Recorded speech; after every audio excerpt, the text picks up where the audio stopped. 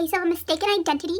I can't believe I'm so cool that my dad, Willems, he wrote a book about my life. This is the part 2 about my story. My Trixie is so grown up now. She is in college. Being in college is so much fun, but I also love telling her back the stories from when she was still in elementary school. And I love telling my story to all the little kids of the world. My Trixie let a girl named Pinky borrow me for the day. Hey, you can borrow me too. I still miss going to elementary school. Will you take me to elementary school with you, please? Oh, you are? Hug, hug, hug, hug, hug. What time to present Pinky? Come on over, Pinky. Hi! Thanks for inviting me over, Knuffle Bunny.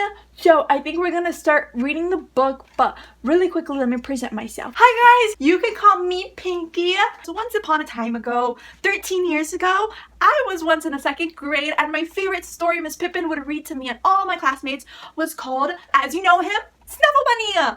And I also really liked all the Willems books, especially the pigeon. Tell me and the pigeon are not twinning. But before we get started, really quickly, Knuffle Bunny has to tell you something super important. Remember to tell them what I told you that is super important to do during these times right now. All the bunnies, kids, parents, grandparents of the world need to be washing your hands really frequently right now, okay? Look, I'm gonna do it with you right now. And we have to be wearing masks, okay? It hurts bunny skins to use soap, but it doesn't hurt children's skin. So children must use soap when washing their hands. Children must use soap to not have icky germs and cooties, because sometimes just crossing your fingers doesn't prevent not having cooties. And you can wash your paws for 20 seconds, or you could sing happy birthday 2 times in a row, and that's when you know your paws are washed. Well, your hands, because you're not a Knuffle Bunny.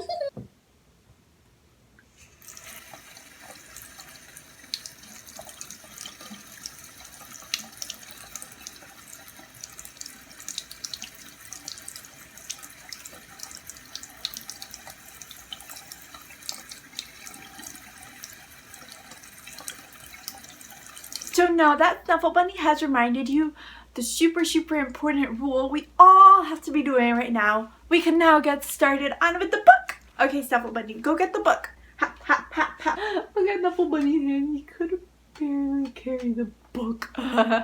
So guys, since I said I've been having this book since I was 13 years ago, that is why I doodled on it. Knuffle Bunny, we are gonna have to put you on the side because we need to start reading. Can you guys guess what the book is gonna be about based on this front picture? And the title too. We gotta use our context clues. Context clues are when you see things in advance and you try to figure out somewhat what something may be about. One morning not so long ago, Trixie took a walk with her daddy. By now, Trixie really knew how to talk. And this is a kid also going to school with their mommy, and look at mommy waving goodbye. Guess what I'm gonna do? I'm going to show Amy, and then I'll show Meg, and then blah blah blah blah. Knuffle Bunny, right that Trixie talks a lot? Yes, but I love her. I would never change that about her. Aw, Knuffle Bunny you. And then I'll show Margot, and then I'll show Jane. And then I'll show Leela, and then I'll show Rebecca, and then I'll show Noah, and then I'll show Robbie, and then I'll show Casey, and then I'll show Connie, and then I'll show Parker, and then I'll show Brian. And talk and talk and talk. So here they are, passing through the barber shop. Trixie was excited because she was taking her one-of-a-kind Knuffle Bunny someplace very special.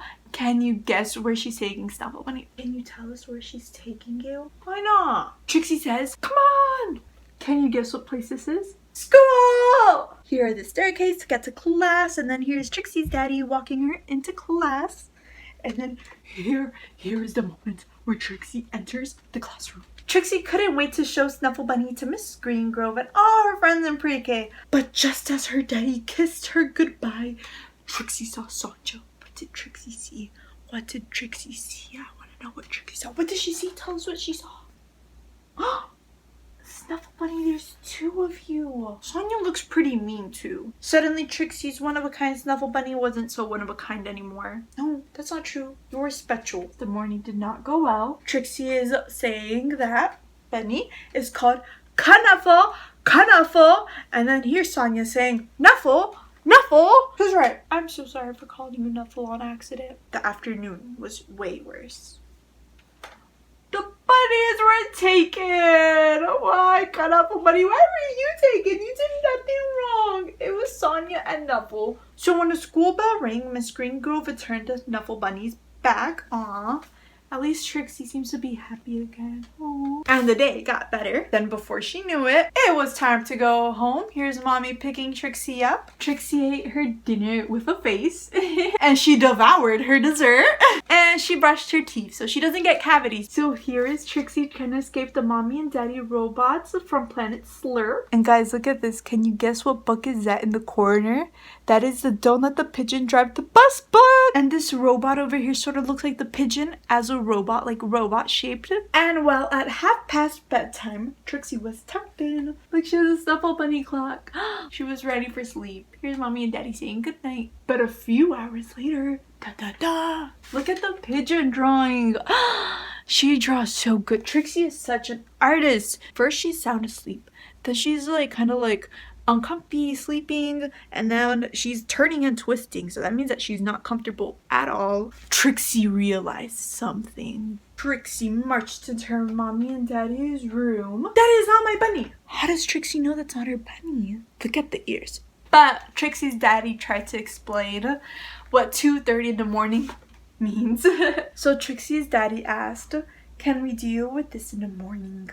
So then Trixie is still looking like, come on. So mommy is looking at daddy like, come on, go get her bunny. And then daddy is like, come on, do I really have to? It's 2:30 in the morning. And then mommy is looking at daddy like, you have to? If not, you're not gonna get dessert tomorrow. So Trixie's daddy went to the phone, and here he is scratching his butt. Ugh. And before he even made it downstairs, we have your bunny, said the man's voice on the other side.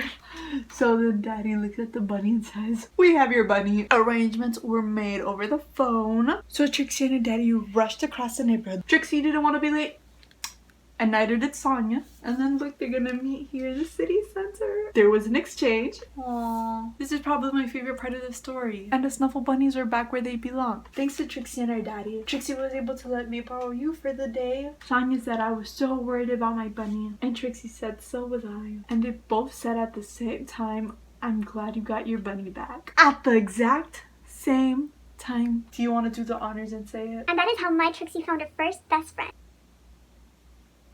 The end. The story is not over yet. There is a little epilogue at the end of the story. If you're wondering what an epilogue is, it's like the sort of like continuation, like what's gonna happen afterwards, like the future. So here Trixie is with daddy going to the park, and then here's Sonia going to the park with her daddy. And over here it was the next morning, and both Trixie and Sonia rushed to school because the new best friends had a lot of catching up to do. And here's Trixie asking Sonia if she wants to play with her Snuffle Bunny, and Sonia says, sure. Do you want to play with mine?